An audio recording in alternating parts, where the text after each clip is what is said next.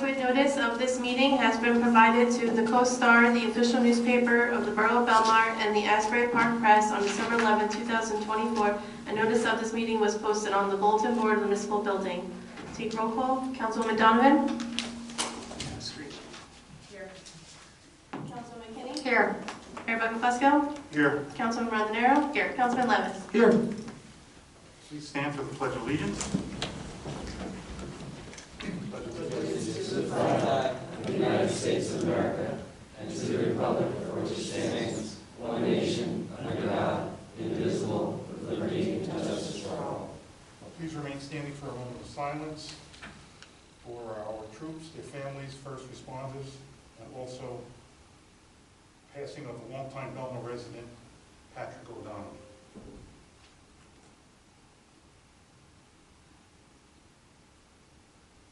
Thank you.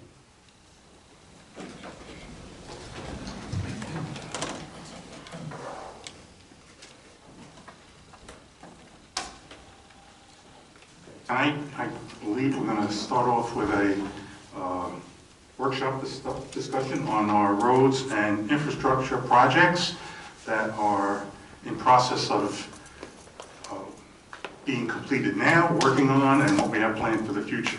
So I'm going to turn that over to who's doing that. Thank you, Mayor. I have a presentation, so we'll get the projector up, and if you guys want to stay up here or go down there, it's up to you.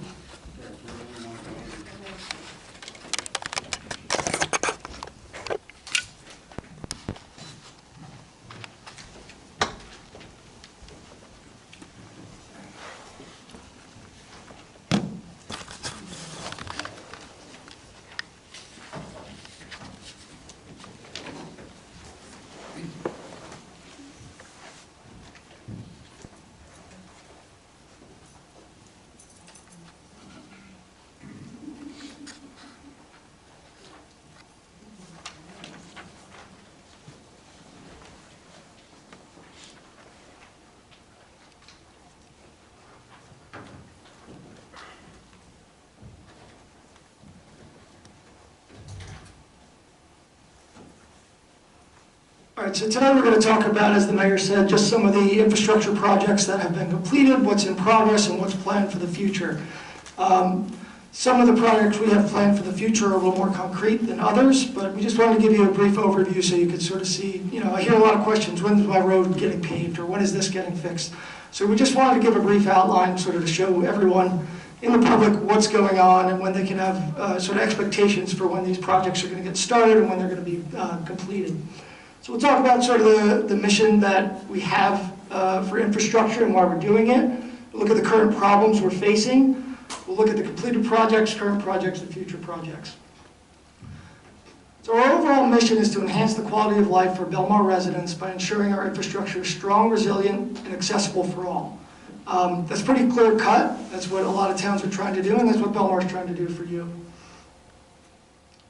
Our vision is to update the water and sanitary and storm sewer infrastructure, pave roads, and maintain a visually appealing and resilient infrastructure built for a growing Belmar. Obviously, we know our town is getting older. Our infrastructure is aging, so we need to be able to maintain that and make sure it's kept up to date. So what are some of the problems we're facing right now? We haven't had significant sewer updates since 2011. We have a lot of inflow and infiltration. You'll hear that term a lot, I&I, in our sanitary sewer system. And what this does is actually causes surcharging, which is overflowing of the system, and it leads to us paying higher rates to our regional sewer authority because we pay based on the amount of flow that we send to that plant. So if we're sending more water to the plant, we end up spending a lot more money. Again, the sanitary sewer system hasn't been upgraded in decades, neither has the stormwater system. The water mains in the borough are about 50 years old. Some of them are cast iron and need to be replaced. We also have galvanized or lead service lines that have to be replaced, according to the state, by 2031. And again, if you've driven around town, you've seen that there are some roads that experience significant potholes, cracks, and just sort of deteriorated pavement that's not in good shape. So when I talk about inflow and infiltration, this chart is a little bit of an eyesore, but the blue line you're seeing in that spike is a significant rainfall event that we had in May of 2018, where we received about 3 inches of rain in one day. And when we saw that spike, you'll see the red line next to it is actually the flow in million gallons per day that Belmar sent to the Monmouth Regional Sewer Authority. So there's a significant increase in the amount of rainwater that we're sending to a sewage treatment plant to be processed. And the sewage treatment plant doesn't care if it's rainwater, it just cares how much water is coming through that pipe and going to the system. So you can see we're paying a much larger portion than a lot of the other surrounding towns for our sewer service, just because of the amount of inflow and infiltration we have in that system. Next, I'm going to talk about some of the projects that have been completed. If we look at the Belmar Marina, we had significant replacements to the electrical services at JK&L dock. We just replaced the fuel dock, which was a big project since we're the only fuel dock in all of Shark River. We replaced around 27 pilings in the marina, which was significant because it allowed us to now charge full rate for those slips that had been getting a discount. And in 2026, we're going to be replacing some of the damaged T-heads on the ends of the docks. Inlet Drive was recently paved, and that was finalized at the end of 2022. They did the sanitary sewers and the roads in that section. Piano Plaza, ADA access. This was done with a community development block grant to improve ADA accessibility around Piano Plaza. And we have the Lake Como walking trail. This was completed with a Monmouth County Open Space grant. And this was just the Belmar portion of the walking trail. If you recall, there was the Lake Como portion that had been done, and Belmar finally finished this portion now. Another big step we undertook was to inventory and prioritize what projects we're going to do. So our engineers took a very big job of basically looking and mapping every single road, every single sewer line, every single water service line, every single sanitary sewer line, and grading it based on its serviceability. So you should see some handouts that were out there before. They're a little small. This chart's still a little small too, but we will zoom in on some of the projects so you can see where it is. But what you should understand from this chart is we prioritized which roads were in bad shape, and we graded them on a color code. We also graded the sewer lines and the piping that was underneath. The idea being that we don't want to repave a road if the sewer or water main is very bad underneath. So we kind of prioritize some of the projects being what needs to be done right away. That way they can get finished and they can get paved over versus having to open up the road again to do a project 2 years from now. Next, we're going to look at the current projects we have underway. Right now we have 5th and Main to C Street. This is underway right now. This is done through a New Jersey Department of Transportation grant we got in 2023. And this project involves the sanitary sewer, storm sewer, water mains, and the road. Next up is 14th Ave to Ocean Ave. This is another 2024 Department of Transportation grant that we got, and this is going to be water mains and the road between B Street and Ocean Ave. One of the more significant ones is going to be 8th Ave to Main Street, 8th Ave, Main Street to Ocean Ave. This is where our main sewer line runs that takes most of the sewage down towards Ocean Avenue and then to the South Monmouth Regional Sewer Authority. This is the biggest line we have in the system, and this is subject to a lot of I&I. And unfortunately, what happens is when this line gets backed up, it backs up everything else down the line. So we'll be lining the sanitary sewer system in this section and doing water mains. This should significantly improve a lot of the sewer systems downstream. Paving for this road is going to come after this work is done, sometime around in 2027. Coming spring of next year, we have 8th Ave and Belmar Plaza pedestrian safety improvements. This is done through a Transit Village grant we got. This is going to be improvements to pedestrian sidewalks and ADA access around 8th Avenue. Looking ahead, South Lake Drive, we're looking for this in fall of 2026. This is a NJDOT grant again, and this is going to be storm sewer repairs and road paving.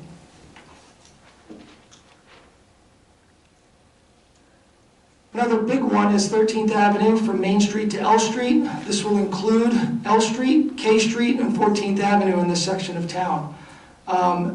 This will be done through a I-Bank application we're hoping to submit in 2025. This will be sanitary sewers, storm sewer, water mains, and the roads. So you know this section of town is pretty bad. It's very low-lying, so we do have a lot of I&I in these areas as well, so improvements here should help with our overall flow rate that we're sending to the sewer authority. Next we have 14th Avenue from E Street to B Street. This will be another I-Bank application, and this will include water mains and road paving as well.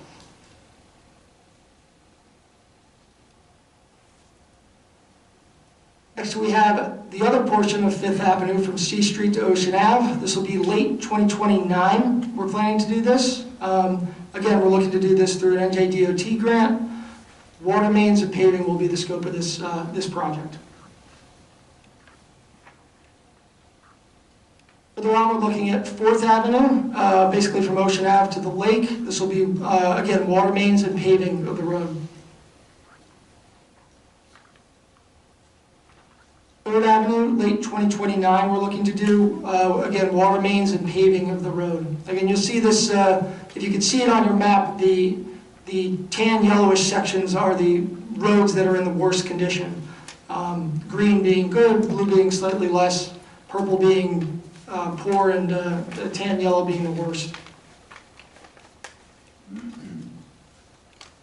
Next we have late 2030, we're looking at 7th Avenue from Main Street to North Lake Drive. Again, water mains, sanitary sewers, and paving.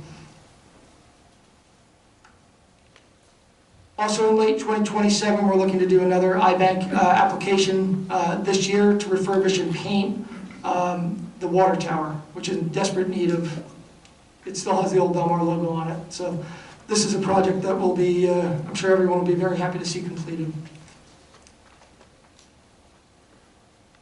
Just for reference on what the I-Bank is, it's essentially an independent organization within the state that provides funding for municipalities to do these types of infrastructure projects. So in some cases there could be total loan forgiveness for some of the projects. In other cases you get very, very, very good interest rates on these projects. So it's a great tool for the municipality to use to be able to get funding for these applications, so we're not only relying on our capital improvement funds for these projects.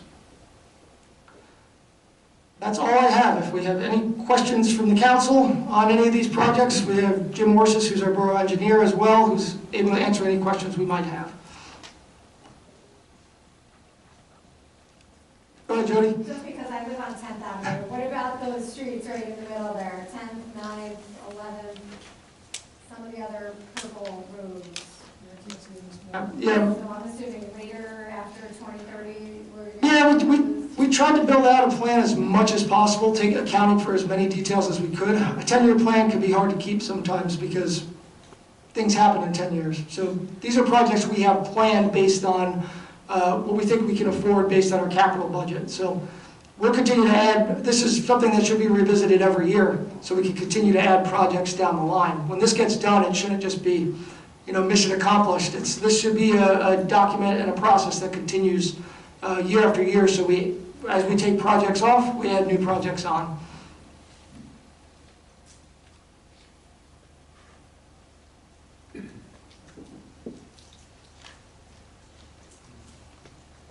All right, that's all I have.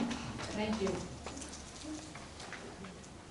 I also want to thank Councilwoman Donovan and Jim Orsis for helping me put this presentation together. Anything public comment? Yeah, he just said council. He didn't say the public questions. There's no public questions now, right? No. Sometimes when I hear that, I want to comment while they. exactly. I guess that's enough. Sorry. I just spoke with the council members here. I think it makes sense to, even though this is a workshop, and we have the information here, and we've just seen it, to open up to the public for comment and questions. All right, so if anybody would like to speak on this now, just come up, state your name and address, and we'll try to help you out.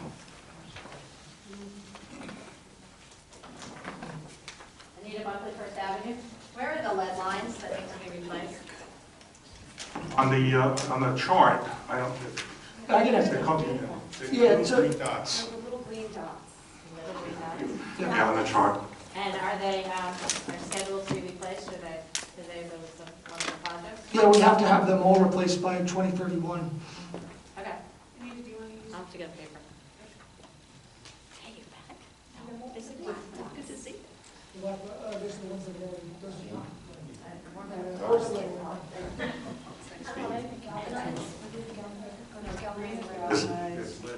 Yeah. Green is galvanized? Yeah, just so you know, there are two types of pipes that have to be removed. There are the lead pipes and there are galvanized pipes. For example, I have galvanized pipes going into my house because it's like 100 years old. But that's why the different colors on the dots. But they have to be removed by 2031. Next. Yeah, hello. Neil Shack, 4th Avenue. I didn't see on the inventory, there was no mention of the electric lines or the communications phone lines. And as a former member of the Shade Tree Commission, I learned how we will never have a beautiful, healthy, suburban canopy until we put the wires underground where they belong. And I could go on at length about that, but I think it should be apparent to everyone that if the wires are underground, the whole town looks better, and the trees are allowed to grow and shade everyone, which is good, not just for, doesn't just look good to have a healthy tree canopy.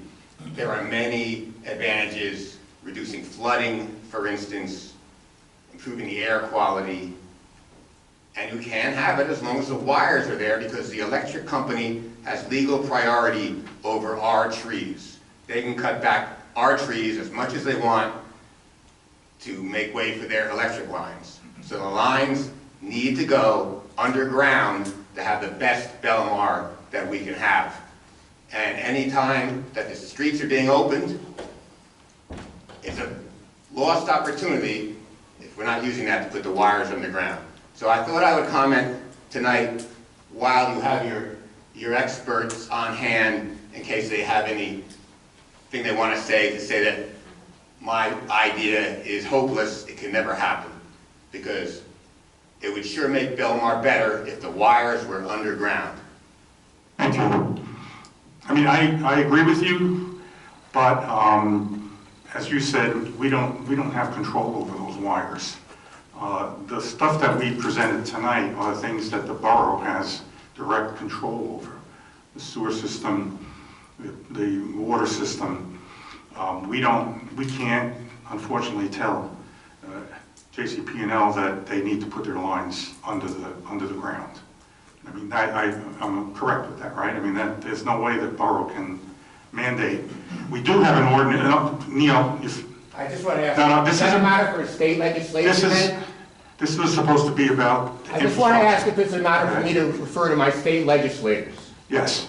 Thank you.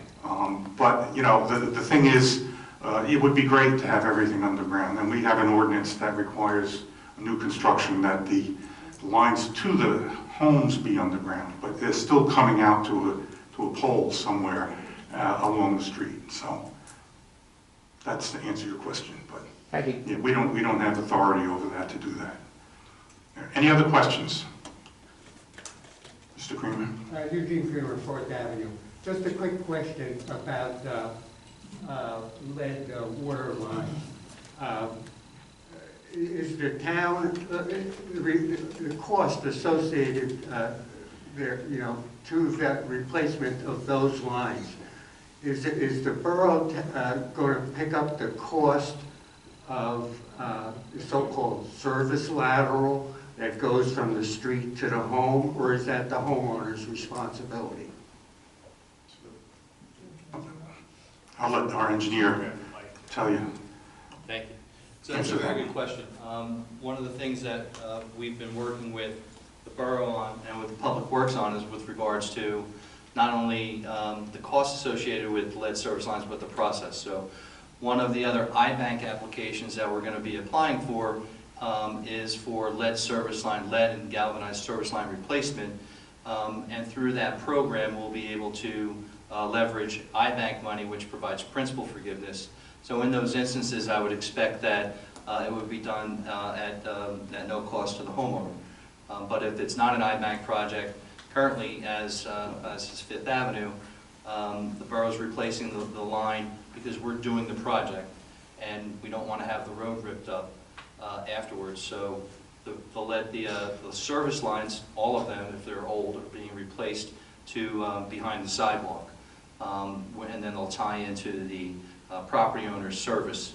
We're going to be notifying those property owners that the service has been replaced to that point, and we're going to suggest to them that they may want to consider a project in the future. But we're not going to be replacing that service line to the house at that time, because the service lines are technically owned by the property owner from the main to the house in accordance with the borough ordinance. That help? Yes, it does. It's just that I think many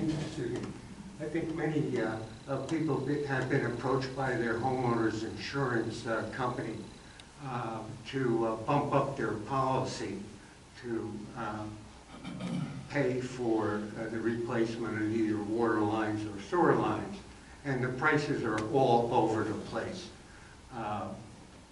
That's the reason I'm bringing the question up. My water line is copper, so I shouldn't have that problem. But I know somebody across the street has lead lines, lead or galvanized steel, and these were seasonal people.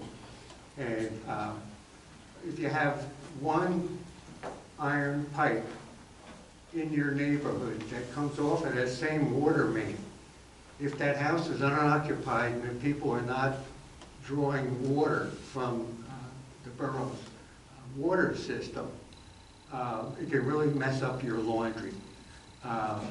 You will get rust stains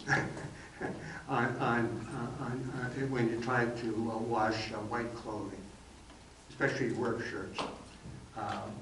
So that's why I'm asking about lead and galvanized pipes. And Well, as our engineer said, the streets that are being opened, like for now on Fifth Avenue, they are replacing them to the curb. And then it's up to the homeowner to take it the rest of the way if they wish. So, okay, that's where we're at. I just wanted to bring that Okay, up. Thank you. Do we get two questions? Anita Bumpton, Fifth Avenue. I'm sorry for my ignorance, but the lead lines say on 9th and 10th, there's massive amounts of them. And like Dr. Kinney said, those are not in any of your projects. So I don't understand, when would those lead lines be? Is there another set of projects set up where those lead lines are going to be looked at? Or am I completely confused? we'll let the engineer Hi, how are you? speak to that. So when we apply to iBank, we're going to be applying for a town-wide lead service line replacement, and it'll be phased out over years. And we're going to marry that replacement with the infrastructure plan that the councilman put forward. So you'll notice a lot of the planned paving projects or projects that are hatched are areas where you see many green or black dots representing a lead or a galvanized service. So it's going to be a continued approach as we move through town. Take advantage of iBank funding for the lead service line replacement, where we can get principal forgiveness, and also get iBank funding for the balance of the projects, which include low-interest loans. So that map that you have there now is forecasted into 2030, 2031. There'll be future projects, as the councilman said. We're going to continue to develop and improve the roads as we go forward.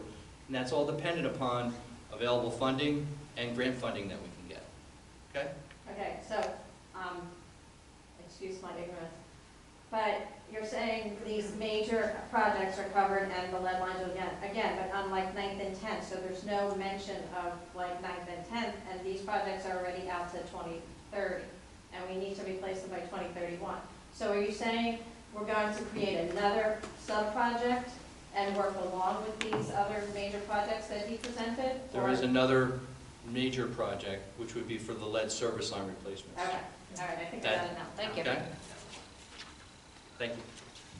Any other questions, comments?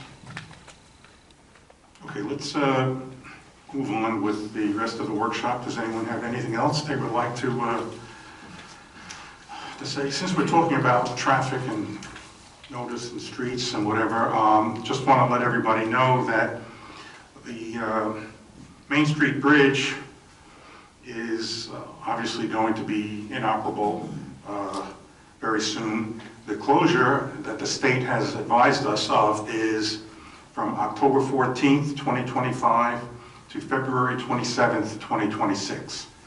Okay, the goal, I'll say the goal, but it will be operational by St. Patrick's Day parade. So they know that has to happen, so I'm confident they will, but let's see how it goes. But that's the word we're getting from the Department of Transportation on that. And I think that's it for me right now. Any other workshop issues? Well, I was just going to also add to that infrastructure, the boardwalk. So you successfully got the $1.5 million grant for the bathroom at 16th. Right. And I know I spoke to Mr. Musto today about the railings going in, and that should be by the end of the year on the boardwalk. I know a lot of people were asking about that as well. And let's not forget the bathroom that we created, the year-round bathroom on the other, in Taylor Pavilion. As another project.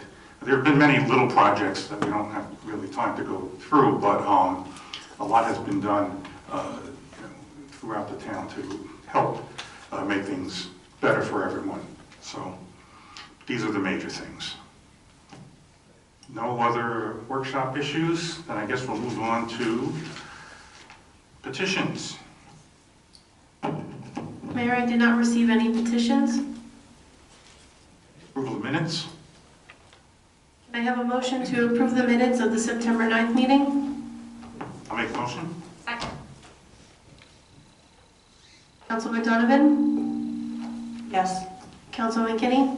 Abstain. Mayor Buckafusco? Yes. Councilman Rondenero? Yes. Councilman Levis? Yes.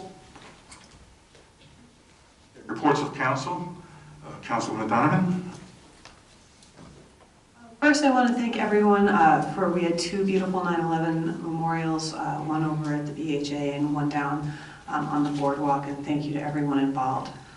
They're always deeply meaningful and a real show of the community we have here in Belmar.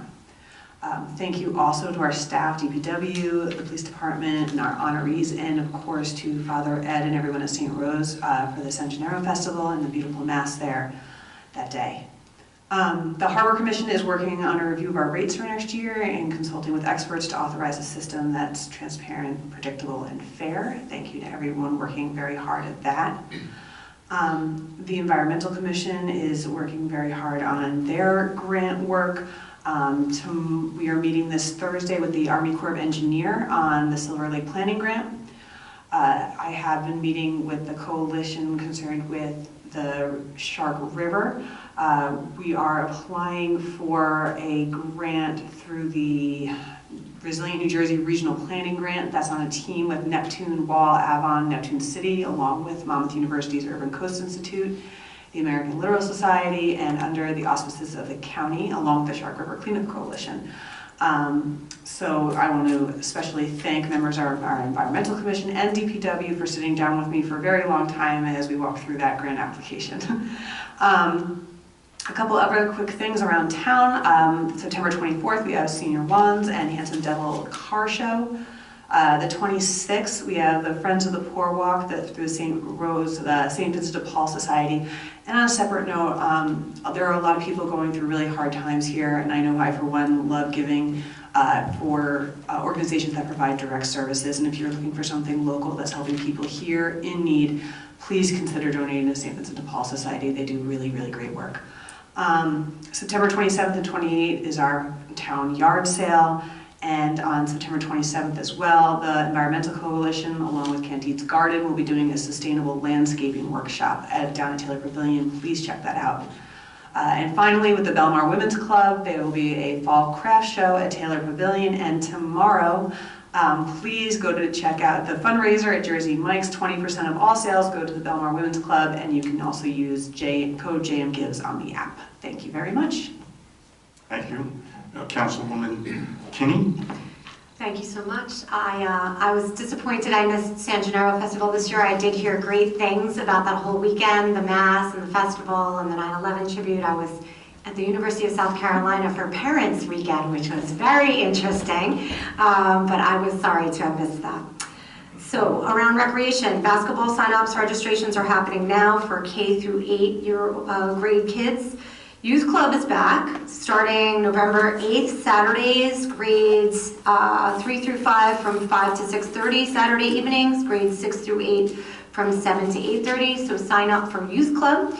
And this year's Trunk or Treat in Belmar is going to be at Dempsey Park on October 24th. That's a Friday night at 5, starting at 5 p.m. So come out and register your car and your costumes. Shade Tree Commission. There's been many new permits to get rid of hazardous trees in town, 22 new ones, and we have over 70 permits awarded to date, so a lot of those bad looking and hazardous trees are coming down. And Shade Tree is also embarking on a program to update some of the trees along Main Street, including 5 new trees to be planted this fall between 10th and 12th Avenues. And we'll continue to be planting more through the spring. They will also be adding fertilizer spikes to all the trees in the upcoming months, to all the trees on Main Street, which is great too. And lastly, we have the skate park fundraiser. I'm sorry I don't have flyers, but flyers will be circulating here. I'm going to get them over to the library and into all the schools. Our fall fundraiser, Shred Fest, this year is on October 11th. It's an all-ages event from 1 to 5 p.m. at Bar A. There's going to be prizes, giveaways, 50/50s, bands. It's going to be really fun, so bring the whole family out to our Shred Fest event, raise money for the skate park. Thank you so much. Thank you. Council President Rondinero. Thank you, Mayor. Thank you for announcing Patrick O'Donnell's passing. Patrick was a neighbor of mine, longtime Belmartian. He loved all things Irish, especially music, and his time at the Shillelagh Club. He was always chatting me up for ideas for the borough, and I passed along his last one for needing to replace our caution children at play to our DPW superintendent, Billy Musto, and Captain Campbell this evening. So thank you for that in advance. The Belmar Public Library, we had 550 locals come out on the library lawn at 10th and E last Thursday with the end of the summer concert with the Pat Roddy Band. Most of us were there, and the residents took the time to thank us, and a lot of people were concerned that those concerts wouldn't remain at the library, and we're very happy to see that they were doing so well right there on the lawn. The next big event for the library is our Hispanic Heritage Cultural Celebration. That's Tuesday, September 30th at 6 p.m. at the Taylor Pavilion. Get ready to dance and party with music by the Rafa Boys and refreshments by Santo Ceviche. Please register online at belmarlibrary.com or call the library directly if you need help registering. The Belmar Housing Authority had their 5-year plan meeting last Tuesday. Bid openings for the repair facade will be October 23rd at 1 p.m. And the wait list for apartments is now closed. It's been closed as of September 19th. Lastly, I'd like to thank Jenna Van Nest for helping with the San Gennaro Fest and organizing it. This was her first this year, and that's a large job, so I thank her for that. and our honorees and the PTO for putting on the spaghetti dinner to honor our honorees. And I was informed that $300 was raised towards the Belmar Skate Park for the cannoli eating contest. So if you go to Federici's, go and say hello to Antonio and say, thank you. And thank you, Lena, from Sweet, for doing that for us. So thank you so much, Lena. Absolutely. Lastly, our Hometown Hero banner program opens again for the third year in a row. You can find the application form online on our website, our Facebook page, or you can come in and fill out a paper form in the office.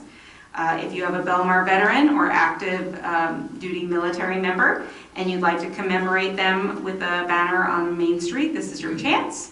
As always, if you know someone who should be commemorated, who's unable to afford the $100 banner, please let me know and we will find a sponsor. All of us up here have had the privilege of sponsoring a banner for a Belmar veteran. The deadline to submit an application is October 7th, so you'll see it posted a lot from here in the next 2 weeks. Thanks. Thank you. Councilman Levis? Thank you, Mayor. I just want to announce that, again, San Gennaro was a blast. I did not win the cannoli eating contest, unfortunately, next year. Sunday, September 28th, is the Run for the Fallen is going to be coming through Belmar down Ocean Ave. This is a run that honors New Jersey's fallen service members. So if you can come down around 9 o'clock, come out to Ocean Ave, wave an American flag, be a really good thing to do. That's all I have there. Okay, and I would like to once again announce the borough, along with the Borough of Avalon, we're sponsoring a small business grant and resource workshop on October 7th, 2025 from 9 to 11:30 a.m. at the Taylor Pavilion. And there are flyers that are out or will be going out soon. Jenna Van Ness and why can't I keep her? Guzman are going to be here on Thursday, and they're going to go to the businesses and actually hand them the flyers to remind them. The whole idea is for them to find out about grants and resources for small businesses. There will be people there from the NJEDA, the New Jersey Business Action Center, the New Jersey, SBDC at Brookdale Community College. So it's really an opportunity for businesses who may have any questions or want to see what's out there that could help them to do that. So that's coming up. It was, this is not my touchpad, October 7th, 2025. 9 a.m. to 11:30 a.m. The other thing I'd like to say, going back to the infrastructure, number one, they're doing it on 5th Avenue. They started on the block right in front of my house. If you want to see, like infrastructure improvements in action, you should stop by because it's quite a project, and they just started replacing the sewer line, and I found out that, and of course, it's interesting because it's like you're digging for treasure, and every once in a while they stop, and when you see like 3 guys hovering over a hole, there's something not right. So I think they found a water line that they didn't know was there, and the other day they found a gas line that they didn't know was there, or JCP&L didn't know was there, or the NJ Gas. So it's quite interesting, but they have it kind of like down to a science in terms of what they do. And I found out that it's a process. Like the sewer line is being replaced. I was told today that the homes on my side of the street will be connected, and then they're going to go back at some point and connect the homes on the other side of the street. But it's my understanding there are 2 old sewer lines there, and there's probably 2 old water lines there. So it's kind of like, digging, but, being very careful with what you're doing. But they're doing a great job. It's just, 7 o'clock in the morning they must start because I hear that truck going right on the dot, 7 o'clock. So you get used to it after a while. But I think the neighbors have been good about it. Everybody's learning to park their cars off onto the side streets because especially in this part, there's a lot of trucks going back and forth and whatnot, and if you have little kids that like tractors and stuff and want to see them, I suggest that you stop over there. There's all kinds of tractors and construction things, and they'll have a blast just looking at them. And more seriously, though, I think one of the major accomplishments for our infrastructure has been the production of this map. And I mean, this is something that will be valuable for the borough for many, many years to come. And even though, you know, projects might change, or they might be rescheduled, or we might add projects or whatever, this is a resource that, you know, we didn't have. And this is something that, you know, is really a tremendous accomplishment. So, you know, I thank Mr. Kane and our engineer, Jim Morris, for working on this. And, you know, we're really trying to get a handle on how we can improve these things. And hopefully we'll get the IBank monies so that we can even do more. But, you know, it's something that'll be here for the future. Hopefully we'll put it out on the website so everybody will know that it's here and they can look at it whenever. Okay, that's all I have. Let's go to, I guess, public session. Anyone has a comment or question about a resolution on the agenda, please step forward, state your name and address.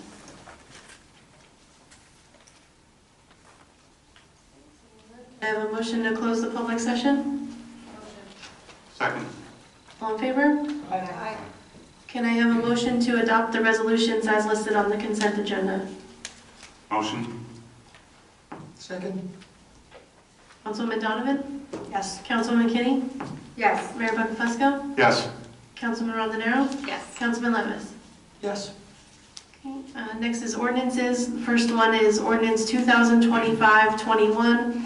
This is an ordinance approving the application for a long-term tax exemption and authorizing execution of a financial agreement.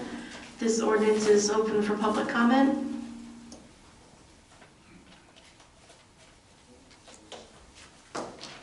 Then, can I have a motion to close the public hearing? Motion. Second. All in favor? Aye. Can I have a motion to adopt ordinance 2025-21? I'll make the motion. Second. Councilman Donovan? Yes. Councilwoman Kinney? Yes. Mayor Buckafusco? Yes. Councilman Rondenaro? Yes. Councilman Levis? Yes. Next is second reading and public hearing of ordinance 2025-10. This is an ordinance amending and supplementing the Borough Code to add section 40-7.34 entitled Affordable Housing Mandatory Set-Aside Requirement. This is open for public hearing if anyone would like to speak on the ordinance. Hang on. Oh, get to the mic.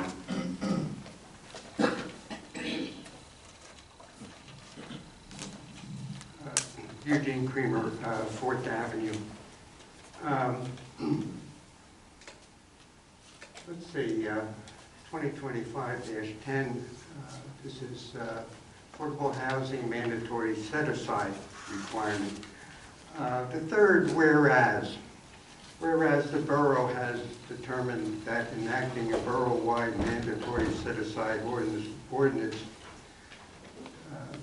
to ensure that any site that benefits from rezoning, variance, or redevelopment plan approved by the borough or the borough's planning board that results in a multi-family residential development shall comply with the set-aside requirements. Actually, this and all the other two ordinances tonight are silent with respect to the Belmar Zoning Board of Adjustment. In other words, the way I read this, if you go to the Zoning Board of Adjustment to get approval of a 24-unit luxury condominium or 4 luxury condominiums on 2nd Avenue, and you go to the Zoning Board of Adjustment, you have no obligation to provide affordable housing. Is that the intent here?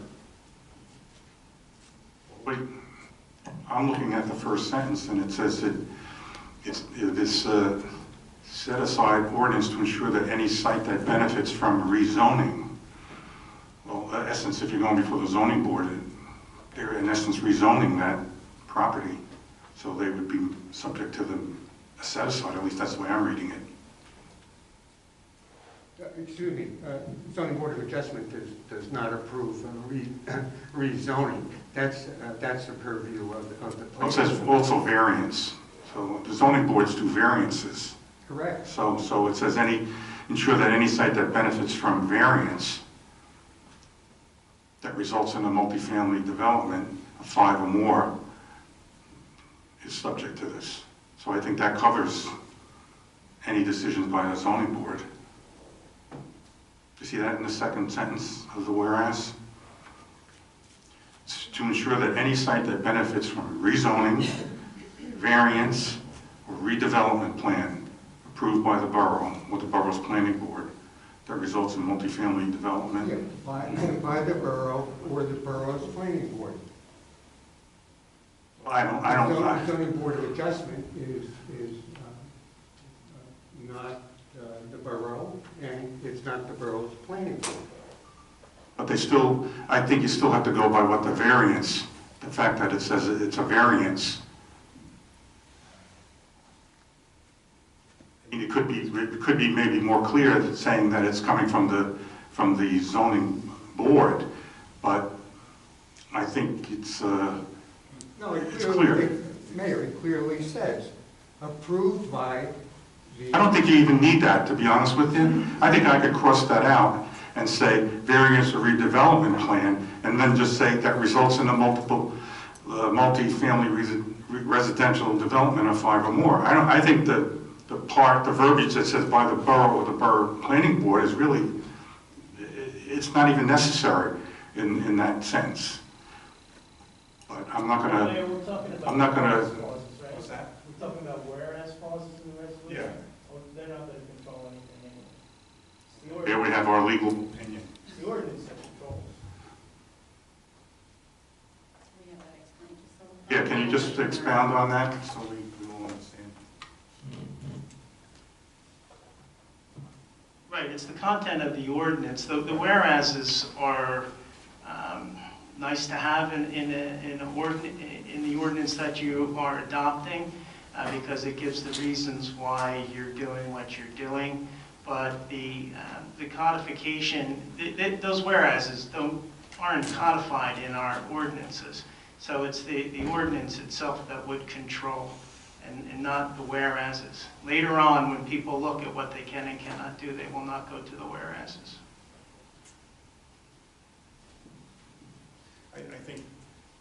I think to answer Mr. Kramer's question, we need to go down to section 1. And if you look at the first paragraph, that talks about the borough or the borough's planning board, if they permit the construction of a multifamily or single-family attached residential development, the planning board shall require appropriate percentage of the residential units be set aside for very low, and moderate households. But then if you go down also to, where did I see the one? This requirement does not create any entitlement for a property owner or applicant to a zoning amendment, variance, or adoption. So in other words, the requirement for the set aside, it doesn't give you the authority to get a variance.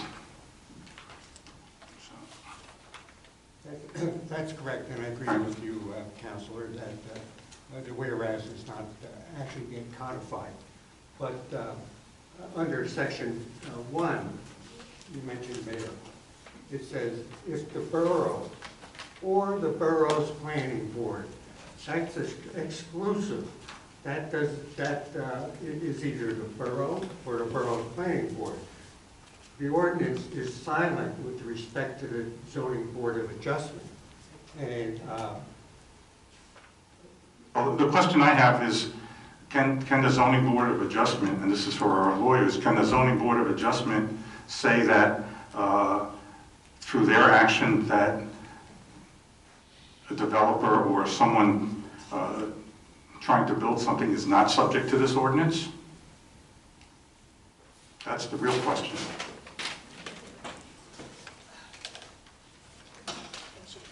In other words, can they permit the construction of a multifamily or single-family attached residential development without requiring the percentage for the set-aside?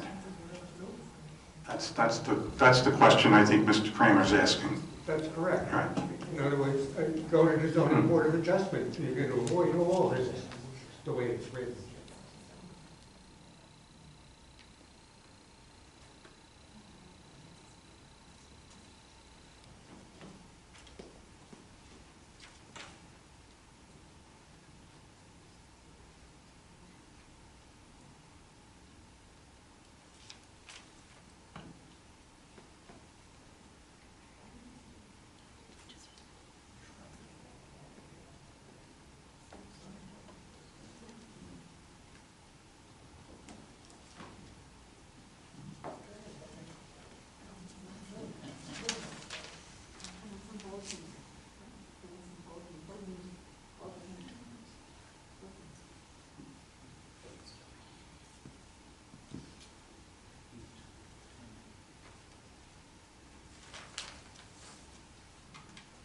Good evening, Fran McManaman, McManaman, Scotland and Belmar, Redevelopment Council to the Borough.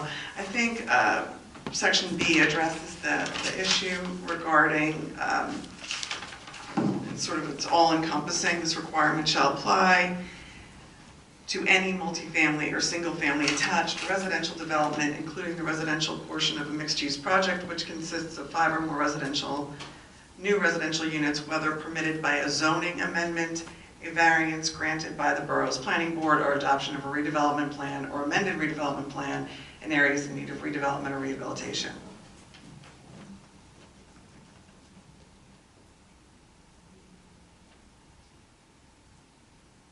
So I think for the question, as far as the zoning board, that would be covered by a zoning amendment.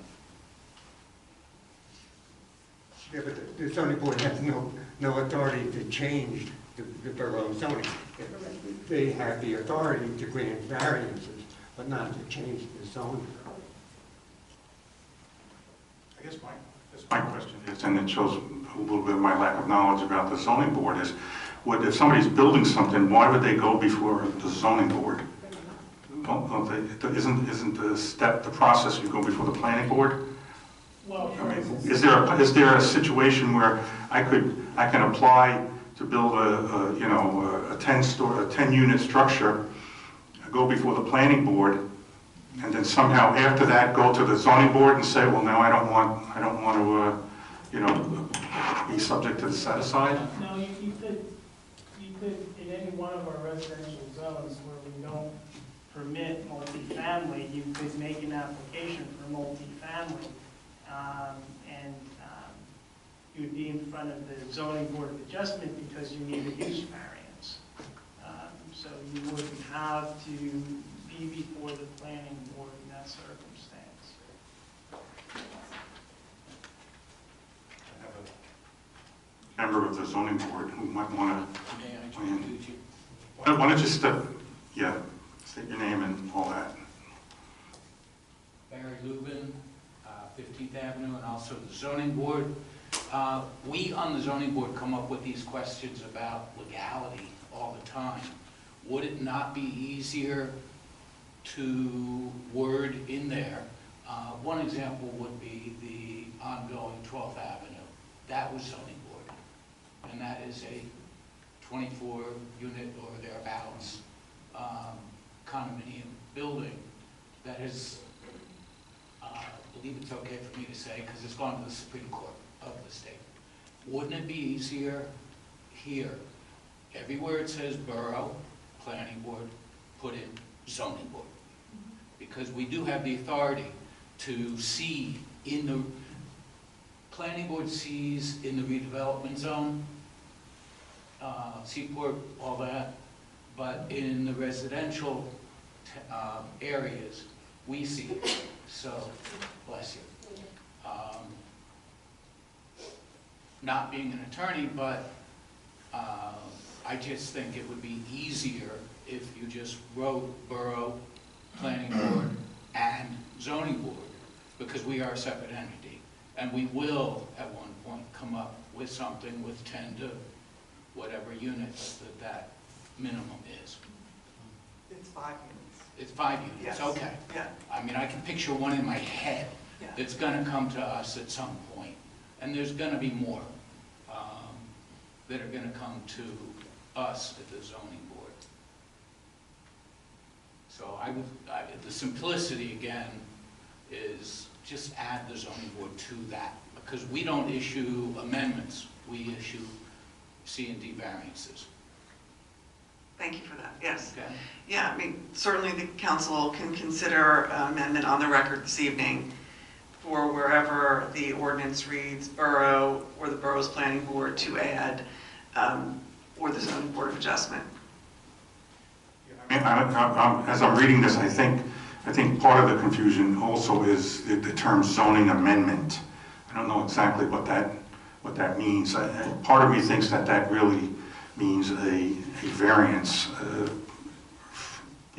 from the zoning board. But it also says variance, so I don't know what a zoning amendment is. You don't want any attorney making a clever argument, so it's better safe than sorry. I would recommend the amendment to include the zoning board. No, I agree. I read zoning amendment as something that the planning board and what the borough approves after that. Right, so from the way I'm reading it is reference to the borough or the borough's planning board will include borough's zoning board of adjustment, if that's the correct term for it, and the borough's planning board.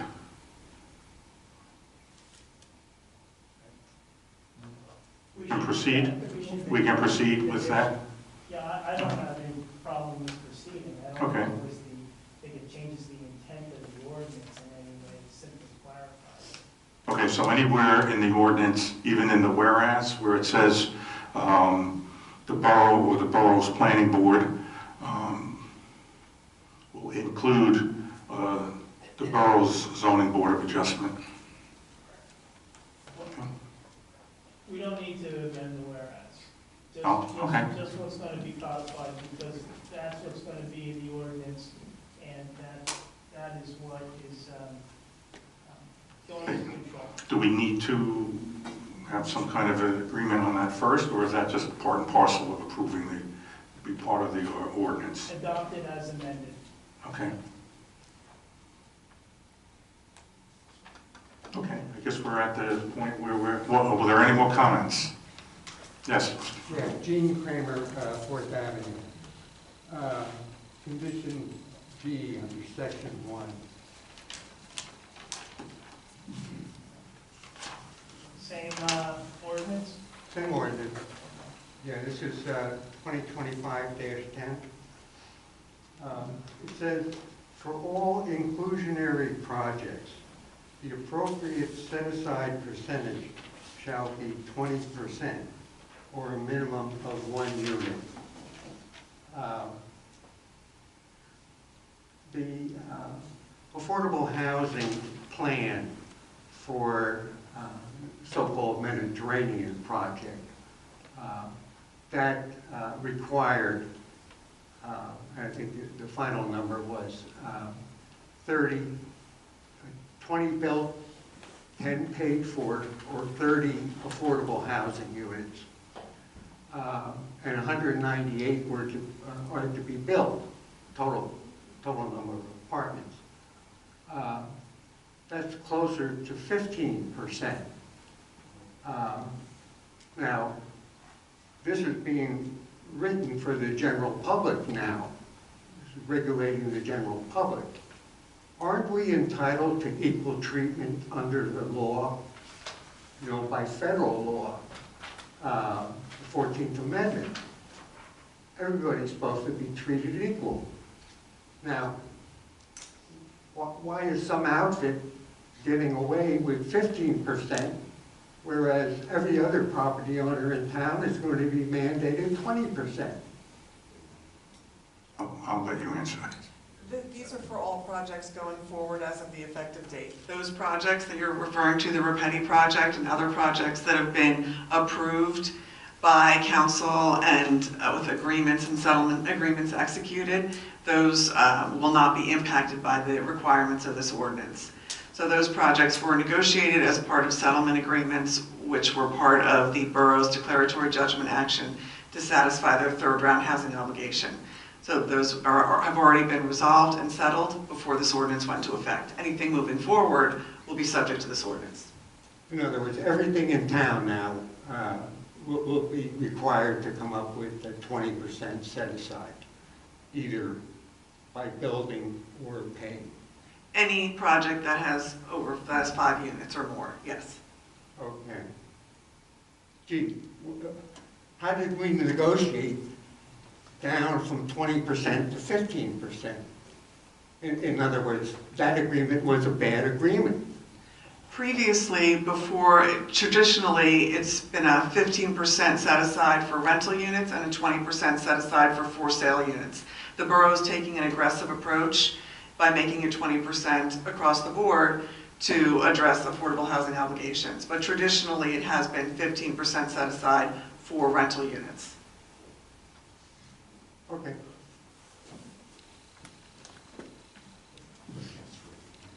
Have any other comments on the ordinance? Have a motion to close the public hearing? Motion. Second. All in favor? Aye. And can I have a motion to adopt ordinance 2025-10 as amended? I'll make the motion. Second. Councilwoman Donovan? Yes. Councilwoman Kinney? Yes. Mayor Buckafusco? Yes. Councilwoman Rondinero? Yes. Councilman Levis? Yes. Next is second reading and public hearing on ordinance 2025-11. This is an ordinance amending Chapter 40, Article 5, zoning districts, creating an overlay zone. This is open for public hearing. If anyone wants to comment on the ordinance. I have the microphone. Eugene Creamer. We're going to give you your own microphone, I think. Eugene Creamer, 4th Avenue. See, I'll just cut to the chase here. This is the creation of an overlay district along Main Street or F Street. Please go down to mixed use overlay A, purpose. The purpose of the MU-0 zone is to allow for a combination of mixed uses along Main Street with frontage from 5th Street to 16th Street. Can you please change that to avenues? Yeah, I already mentioned that last week when we did this. Okay. Section B, it says here, under B1A, which starts residential, commercial on ground level. The last sentence, it says all housing units shall be 2 and 3 bedroom units. Can you please change and to or? Will do.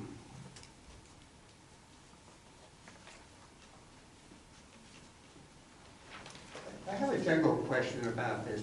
Have any property owners been provided notice about this overlay district, that their properties are now, was there any notice provided? It doesn't, and to my knowledge, so it doesn't affect existing property owners. Because by the overlay, you have a person wanting to build something new would have an option of either going under the existing zoning or under this overlay ordinance. So I don't know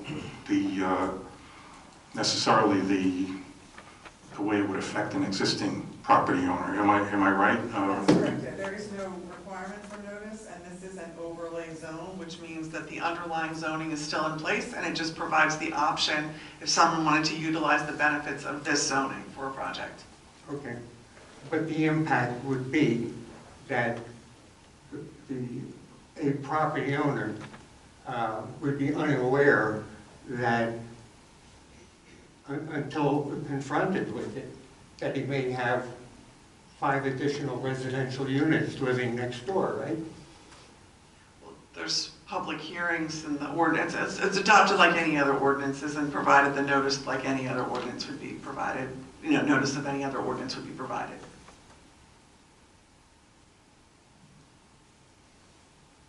Okay. Any other comments? I have a motion to close the public hearing. I'll make the motion. Second. All in favor? Aye. And can I have a motion to adopt ordinance 2025-11? And that would be as amended. As amended.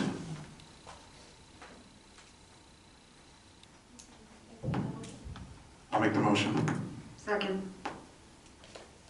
Councilman Donovan? Yes. Councilman Kinney? Yes. Mayor Buckafusco? Yes. Councilman Rondinero? Yes. And Councilman Levis? Yes. And what was that section? One was in A, it's going to be 5th Avenue to 16th Avenue. I already made that change, but what was the B1A. 2 or 3 units. B1A? E1A, last sentence, all affordable housing units shall be 2 or 3 bedroom units. Last ordinance is ordinance 2025-19, an ordinance amending and supplementing the Borough Code to add Chapter 39 entitled Affordable Housing General Program Purposes and Procedures, addressing the requirements of the Fair Housing Act and the Uniform Housing Affordability Controls regarding compliance with the municipality's affordable housing obligations. This is open for public comment if anyone would like to speak on the ordinance. Go ahead. Eugene Creamer, 4th Avenue.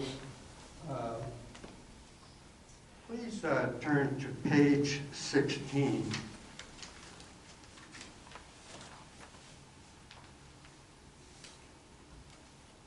Okay. Number 2, affirmative marketing.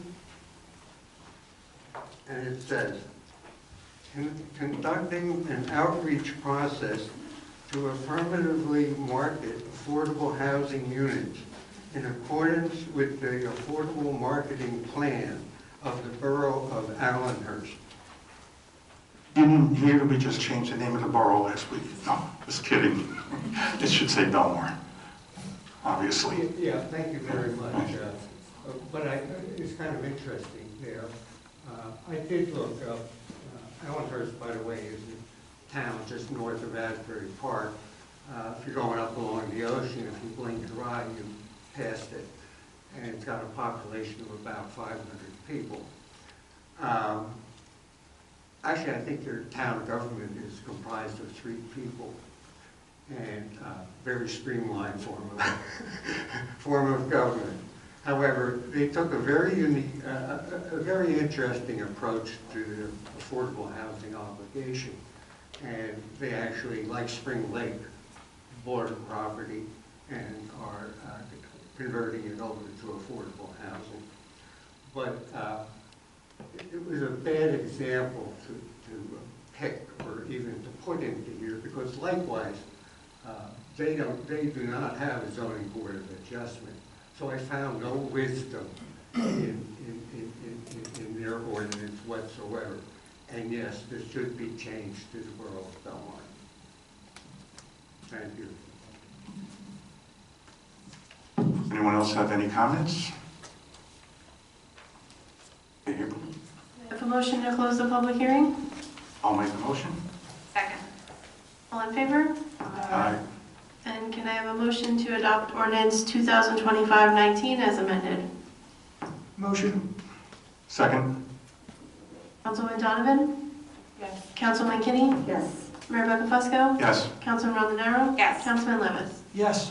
Okay, now we're on the public session. If anyone would like to speak, please step forward and remember to state your name and address.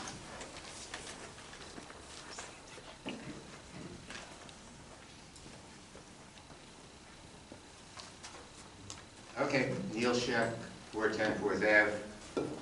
Okay, so now I know I won't ask the borough again to bury the wires, and I will start asking the state to encourage it through whatever means. But what about the cable company wires all over town that really look disgraceful? Along Route 35, there's shredded wires hanging everywhere. It looks like there was a war. And some places there's massive loops that are just to save time or money. They left this massive loop there. And some places dangling wires, redundant wires. So how can the borough do anything about that? It's a good question. I think we have reached out to cable companies and whatnot. If I'm mistaken, tell me if I'm wrong. I don't know, again, what control we have over that. I agree with you 100%. I would love to have them take all the extra wire off, but I just saw one today. It looks like a spider's web, because it looks like they just cut the wires and they leave them hanging there. But again, we don't have authority to go up there and remove anything, so it has to be either the people who owned it, whether it's a cable company, it could be Verizon, it could be the JCP&L. I think all we could do is reach out to them and say we would like them to clean up their lines. Okay, I know real estate values are not depressed right now, but if I was driving around looking for a town to move to, I would say, this town looks like crap with these wires. I would keep moving, you know? Anyway, I thank the borough and the administration for the year-round bathroom on the boardwalk. That has been a dream of many people for many years. Does anyone have any idea what hours that is open? I don't know if we have any. I'm pretty sure it's open from 8:30 to 6. So that's year-round, 8:30 to 6. Yeah. Well, hours vary. In the summertime, it changes to the normal hours of operation for the other bathrooms. So it would be longer in the summer. Yes. Great. Well, great to have a bathroom right there near Silver Lake Park, and now we have all the garbage cans which the mayor arranged to put in around Silver Lake, a great improvement. And what we could use now would be a dog park. And I think there's plenty of open space there between the playground and where O'Brien's funeral home used to be, in that corner, for instance. Or on the other side of the playground, there's space under the trees, has some shade. To me, a dog park would have to be nothing more than a circular fence with a double gate so dogs can't escape when you open it. Doesn't have to be fancy or expensive. And what about several dog parks? There could be one over by the skate park. Wouldn't it be great to go over to the skate park with your dog, and the dog gets to play with his friends, and you get to do your skateboarding? And a skate park doesn't do much for most senior citizens. A dog park would. And if the dog park was right there by the skate park, it would be a place for people of all ages to enjoy hanging out. The seniors could watch the dogs and the skateboarders, and it would be wonderful. So, thank you for listening. Thank you. Any other comments? Actually, I stand corrected. The bathroom schedule is 8:30 to 4:30. Okay. April? A motion to close the public session and adjourn the meeting. Motion. Second. All in favor? Aye.